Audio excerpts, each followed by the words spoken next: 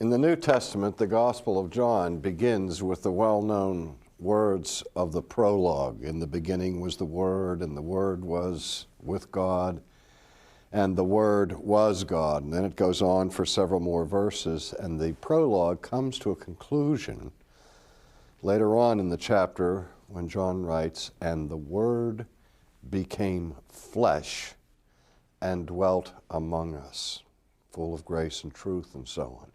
And that phrase, "the Word became flesh," refers to the great mystery of the incarnation. But when John describes that event of incarnation, he says, "And the Word became flesh and dwelt among us." That's kind of a loose translation of the original text. Literally, the words that are used are these: "And the Word became flesh, and He pitched His tent among us." Or even more specifically, the Word became flesh and He tabernacled among us. Now, when we look at the book of Exodus, we see three major themes of importance for our understanding of the whole scope of redemptive history. The Exodus itself, with the attending Passover, the giving of the law, and thirdly, the establishment of the house of God, the tent of meeting, or the tabernacle. God goes into painful detail with Moses in giving instructions on how the tabernacle is to be constructed in the Old Testament. And this is a decisive moment in the development of Old Testament religion, because prior to the tabernacle, there was no firmly established central sanctuary for the people of God. If we look back in the patriarchal period, we know that it is marked by important moments of worship. Whenever there was a significant event that took place in these people's lives, they would respond in worship to God by the offering of sacrifices or the building of an altar. If you go back and look through the patriarchal period, you'll see, for example, Moses, after he came from the ark, after the floodwaters had abated and receded, and he expressed his gratitude for God, he built an altar there. Abraham built an altar. Isaac built an altar. Jacob, after he had wrestled with an angel, and after he had his vision of the ladder up to heaven, you recall, during the night he dreamed and saw the angels of God ascending and descending on his ladder. And when he awakened in the morning, he said, "Surely God was in this place, and I knew it not."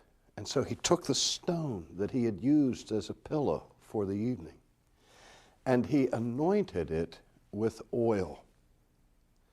And after he anointed it with oil, he marked that spot and named the spot Bethel, or the house of God. For this, he said, is the gateway or the portal into heaven.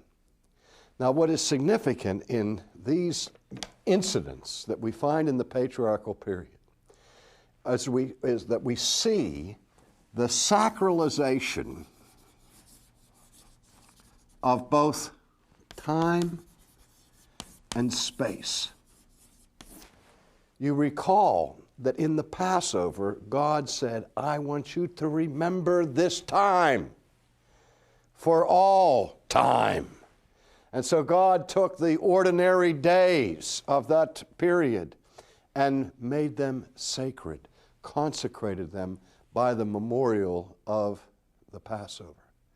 In like manner, in the Old Testament, we constantly see examples where space is consecrated or where things are set apart as holy places. Remember when God appeared to Moses in the burning bush, and he called to him and said to him, "Moses, Moses, put off thy shoes from off thy feet, for the ground whereon thou standest is holy ground." Now, it's important to understand that in biblical faith and in biblical religion, the domain of God is the whole earth. As he says to Moses in the conflict with Pharaoh, God is the God of all of the earth. His presence is ubiquitous. That is, he is omnipresent. There is nowhere where God is not. The psalmist cried out later, "Where can I flee from thy spirit, O Lord? If I ascend into heaven, thou art there. If I make my bed in Sheol, behold, thou art there." And so that idea of the universal presence of God is deeply rooted in the Old Testament, and the whole earth is sacred. The whole planet is holy insofar as it is his possession. But in spite of these principles, there are still these intrusions into time and into space where God makes himself known in a peculiar way and in a particular sense that take on special significance. And so during the patriarchal period, when God would meet with his people, the place where he came became sacred. And to this day, we still refer to Palestine as the Holy Land. And we make pilgrimages there, and we want to walk where Jesus walked and stand where Jesus stood. And we're somewhat awestruck, even though the earth is commonplace. It's made holy by the visitation of God. Now, the whole point of the creation of the tabernacle is to dramatize to Israel the promise of God, "I will be with you." He had promised that to Abraham. "Abraham, I will never leave you nor forsake you." The same promise was given to Isaac, and the same promise even at Bethel in the midnight dream was repeated to Jacob. "I will never leave you nor forsake you." When Christ comes into the world, he is called Emmanuel, which means God with us. And so the way in which the presence of God is marked and outwardly symbolized in the Old Testament wilderness experience is in the construction of the tabernacle. The tabernacle as the tent of meeting, the place where God says that he will come and be with his people. And so he commands that Moses build this enormous structure. And it is a tent. And the reason it is a tent is that the people of Israel have not yet settled into the promised land. They are still in transition.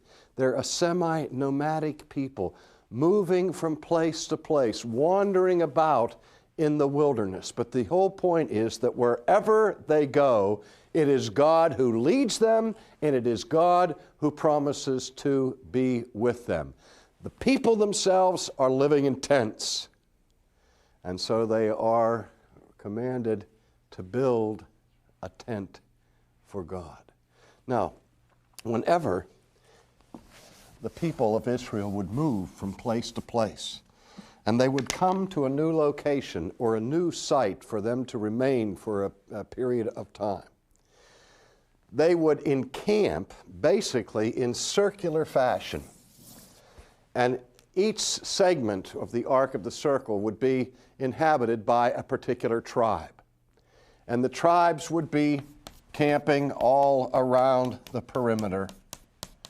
But in the direct mathematical center of the camp was to be the tabernacle, the tent of meeting, the house of God. Now, this symbolized many things. As I've said already, it indicated the visible reminder of the promise of God to be in the midst of his people. I remember back during the civil rights movement in our own national history, a song was composed that became popular, particularly for those who were involved in civil rights marches and so on. The people would sing together, "We shall not be moved." You remember? We shall not be moved, and so on. And those words were borrowed directly from the Psalms of the Old Testament, specifically from Psalm 46, where that psalm talks about the threat of destruction and catastrophe that might befall the nations. The sea roars and is troubled, and the sea beats against the sides of the mountain, and the storm is so great that perhaps even the mountains will be cast into the midst of the sea. But in contrast with the threatening imagery of the storm and of the sea is the peaceful and calm image of the river.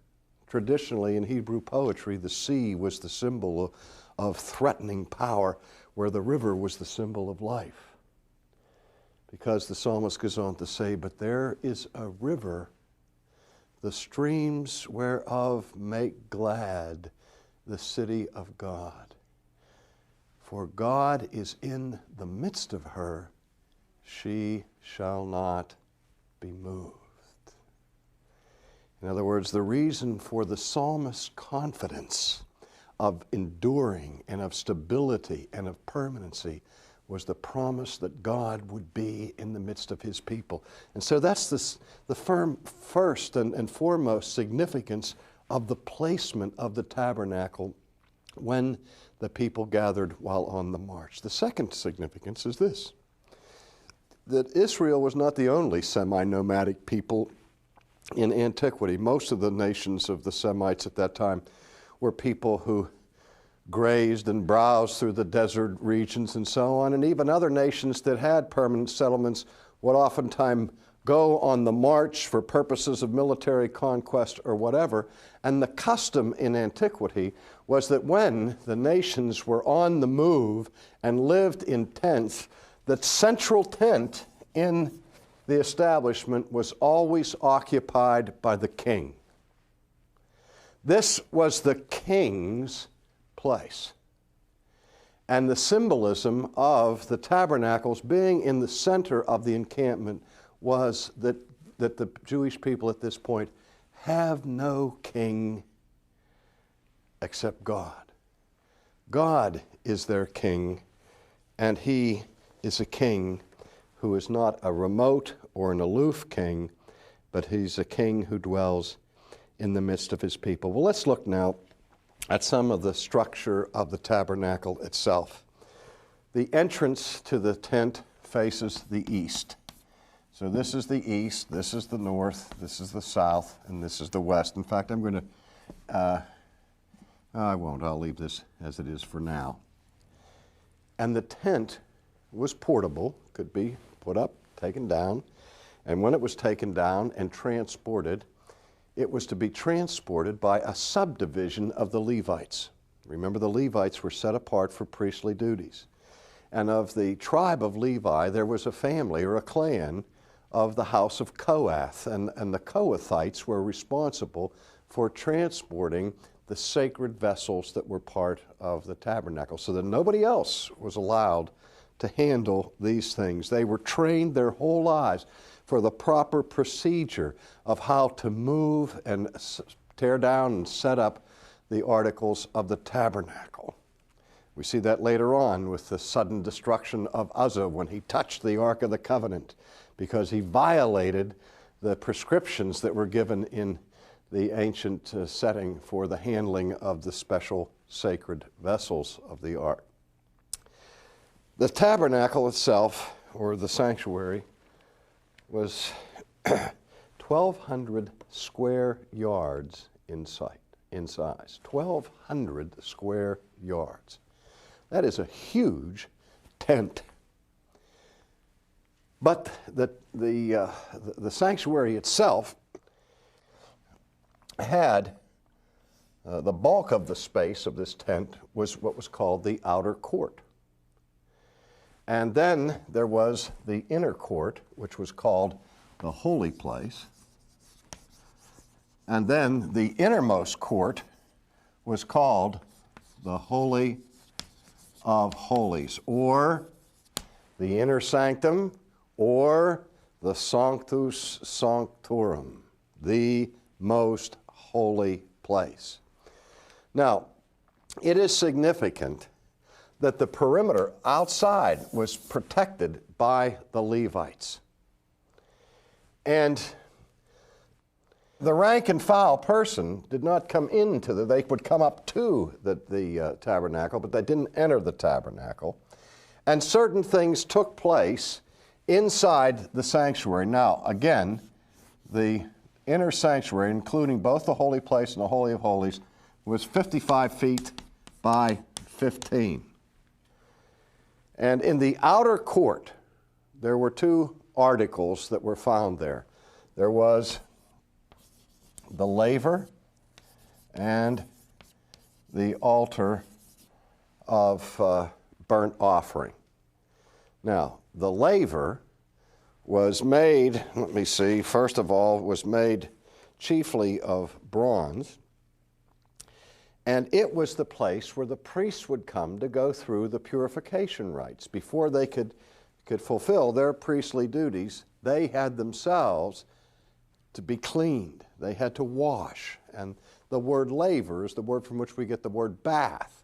And so they would, as it were, symbolically take a bath by cleansing themselves in the water that was contained in the bronze laver. Now, the altar of burnt offering is the place where the animal sacrifice were burned, and it was out there in the outer court. And it had 4 posts, one on each corner, that were called the horns of the altar. And sometimes the animals would be fastened to the horns of the altar in order to facilitate the whole process of slaying them and burning them. We remember when Absalom sought sanctuary by running in and grabbing hold of the horns of the altar. Now, the interesting thing to me is that as you go closer to the Holy of Holies, there is a progressive level of sacredness which is indicated by a progressive level of the preciousness of the materials that are used for the vessels and the furniture therein. Now, again, come back to the big picture. There is this circle that describes the whole camp. And everything outside of the encampment was considered unclean. This was the place of the Gentiles. This was that which symbolized the outer darkness being removed from the center where God pours out the gifts of His mercy and of His grace. And the closer you get to the center, the closer you approach the direct presence of God. Now again, they understood that God actually was everywhere. But in His redemptive activity, where the means of His grace were focused, there was this most sacred of all places, the Holy of Holies. And the further you got away from the Holy of Holies, the further you were moving to that place which was unclean and symbolized the outer darkness. The symbolism of this is used throughout the teaching of the Scriptures, in the writings of the prophets and on into the New Testament. It's been said, for example, that the Gospel of John follows in its content and the book of Revelation very heavily upon the furniture that was found first in the tabernacle and later in the temple, where you have the candlesticks and all of that sort of thing repeated. And that Christ in the Gospel of John is called the light of the world. Because in the holy place, you had the candlestick, the 7-branched candlestick, the menorah, where the light was kept perpetually burning, again symbolizing the eternal presence of God. And also in the holy place, you had the altar of incense.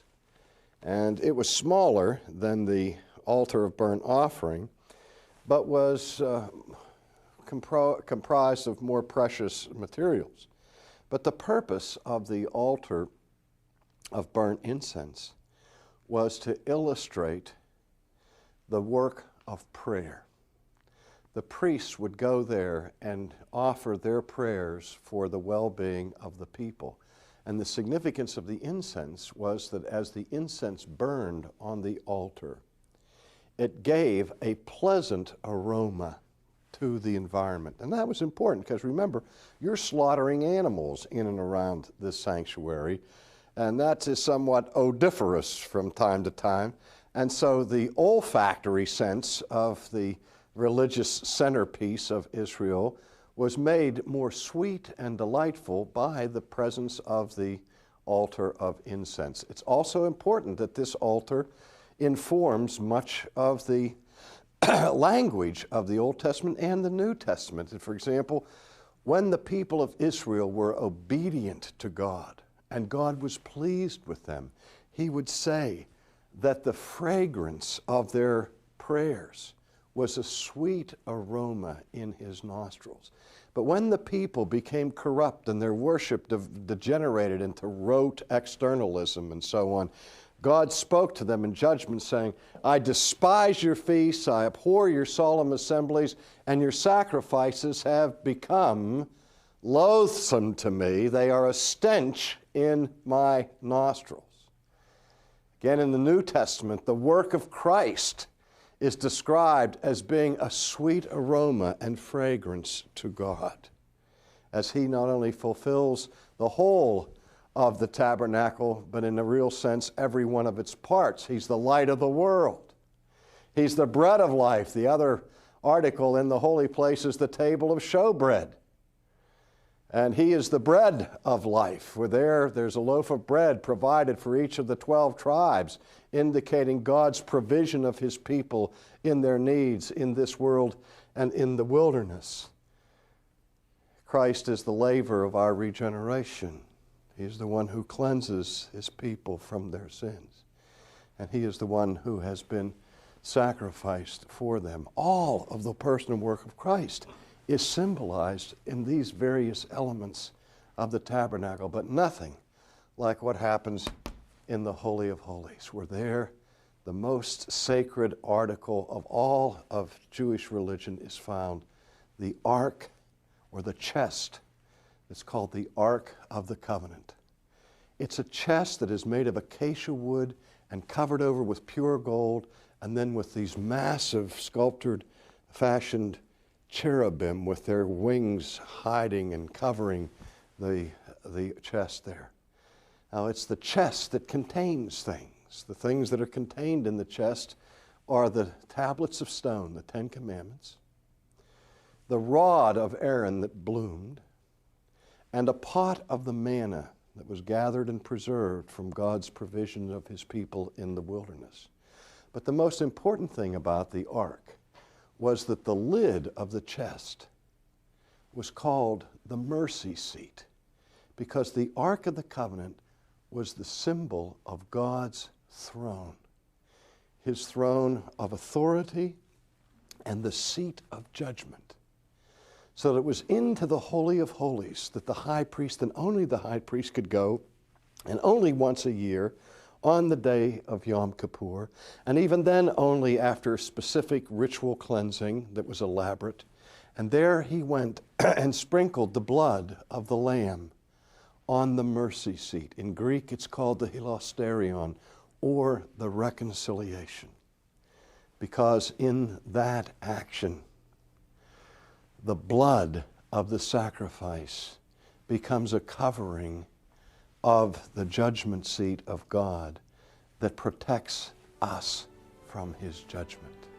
And so the whole work of redemption, its judgment, its mercy, is found in the living symbolism of the tent of meeting that God visits with his people.